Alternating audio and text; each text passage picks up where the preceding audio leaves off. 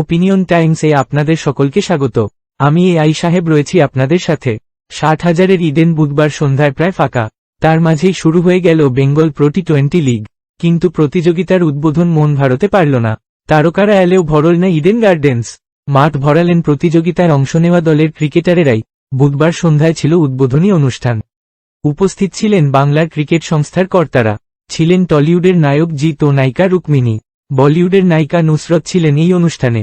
কিন্তু তারপরেও দর্শক তেমন আসেনি। পুরুষ ও মহিলাদের 8টি করে মোট 16টি দল খেলবে এবারের প্রতিযোগিতায়। সেই 16 দলের ক্রিকেটারেরা উপস্থিত ছিলেন ইডেনে। তারা বসেন ক্লাব হাউসের লোয়ার টায়ারে। ফলে সেই অংশ ভর্তি থাকলেও মাঠের বাকি দিকের গ্যালারি ছিল ফাঁকা। আলো ঝলমলে ইডেনে উদ্বোধনী অনুষ্ঠানে দর্শকদের জন্যই।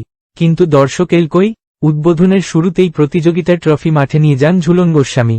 সিএবির কর্মচারীদের স্মারক তুলে দেওয়া হয়। 16টি দলের অধিনায়ক ও ক্রিকেটারেরা ট্রফির সঙ্গে ছবি তোলেন। ক্রিকেটার মনোজ তিওয়ারি বাকি অধিনায়কদের ফেয়ার প্লে শপথ পাঠ করান। দর্শকদের মতোই নাচের অনুষ্ঠানও হল ম্যারমেরে। জিৎ ও রুক্মিণী নিজেদের নতুন ছবি বুমেরাং এর একটি গানে সামান্য কোমর দোলান। নুসরত অবশ্য বেশ কিছুক্ষণ নাচেন। তবে ফাঁকা মাঠে তাদেরও বিশেষ কিছু করার ছিল না।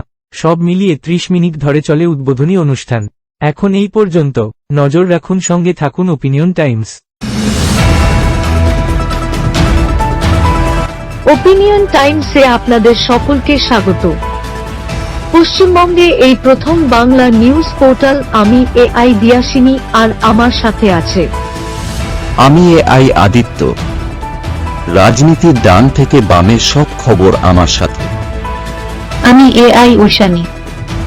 খেলা থেকে বিনোদন, সঙ্গে থাকবে সেলিব্রিটিদের কুটকাচালির খবর। আমি এআই সিদ্ধার্থ। বাজার অর্থনীতি থেকে রাজনীতির ওঠাপড়া, কুর্সি বদলের সব খবর আমার সাথে। আমি এআই দীপ্তি, থাকবো আপনাদের সাথে। সত্যের উদ্ঘাটন, নিরপেক্ষ বিশ্লেষণ, সঠিক খবর প্রদান।